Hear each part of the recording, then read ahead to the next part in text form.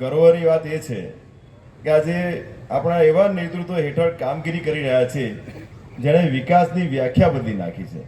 આપણા યશસ્વી વડાપ્રધાન નરેન્દ્રભાઈ મોદી સાહેબે વિકસિત ભારત 2047નો જે સંકલ્પ લીધો છે તેને આપણે સાકાર કરવા માટેના પાયા સુવિધાઓ મજબૂત કરવાની અનિવાર્ય છે. માન્ય મોદી સાહેબના સુશાસનના મંત્રને આજે ગુજરાત રાજ્યના મુખ્યમંત્રી શ્રી ભૂપેન્દ્રભાઈ પટેલ સાહેબની મક્કમતાથી અને ડેપ્યુટી સીએમ સાહેબ એવા હર્ષભાઈ સંઘવી સાહેબના નેતૃત્વ હેઠળ આજે ગુજરાત વિકસિત ગુજરાતના રોડ મેપ સાથે આગળ વધી રહ્યું છે. આ નવીન કચેરી માત્ર એક સરકારી ઓફિસ નથી પણ સેવા સેતુનું માધ્યમ છે.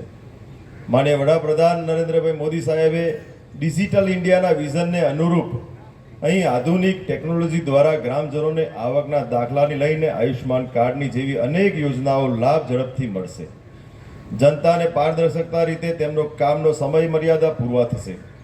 આ પ્રસંગે અહીંયા હું કર્મચારી મિત્રોને 2 ખાસ સલાહ આપવા માંગુ છું. યાદ રાખજો કે આ ભવન તમારી ઓફિસ છે પણ જનતા માટેનું આશાનું એક કેન્દ્ર છે. જ્યારે પણ કોઈ ગ્રામજન પોતાની સમસ્યા લઈને આવે ત્યારે તેની સાથે આત્મીયતાથી વર્તજો. તમારી એક સ્મિતભરી મદદ કોઈ ગરીબ માણસની મોટી મુશ્કેલી દૂર કરી શકે છે. નવી કચેરીની સાથે આપણે કાર્યપદ્ધતિમાં પણ નવીનતા લાવવાની છે.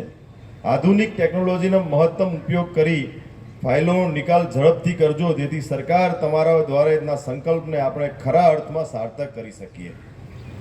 આજે હું એક તાલુકા પંચાયતનો સભ્ય તરીકે મારી જવાબદારી હતી.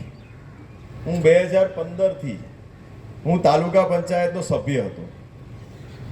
ગામનો વિકાસ કેવી રીતે કરવો એ તાલુકા પંચાયતના સભ્યને નેતૃત્વ આપ્યું હોય છે.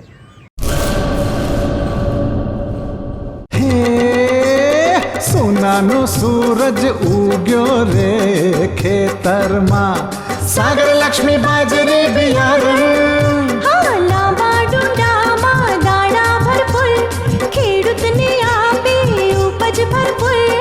સાગર લક્ષ્મી બાજરી બિયારણ. સાગર લક્ષ્મી એગ્રીસીડ્સ ઉત્પાદિત હાઇબ્રિડ બાજરી બિયારણ જ વાવો. લક્ષ્મીનો સાગર એટલે સાગર લક્ષ્મી.